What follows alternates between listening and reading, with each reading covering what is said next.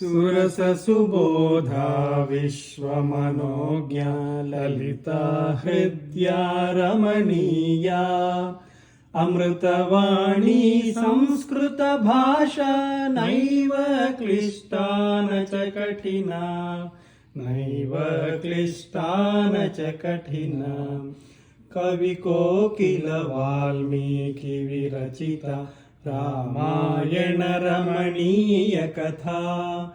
अतीव सरला मधुर मंजुला नैव क्लिष्टा न च कठिना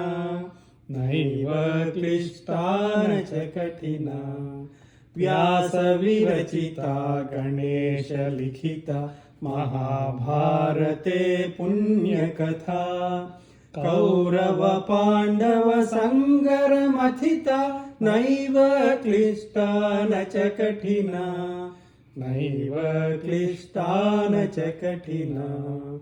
कुरुक्षेत्र समरांगण गीता विश्ववंदिता भगवद्गीता अमृत मधुरा कर्म दीपिका नैव क्लिष्टा न च कठिना नैव क्लिष्टा न च कठिना कवि कुलगुरु नवरसोन्मेषज ऋतु रघुकुमार कविताया विक्रम शाकुन्तल मालविका नैव क्लिष्टा न च कठिना नैव क्लिष्टा न च कठिना सुरससुबोधा विश्वमनोज्ञा ललिता हृद्या रमणीया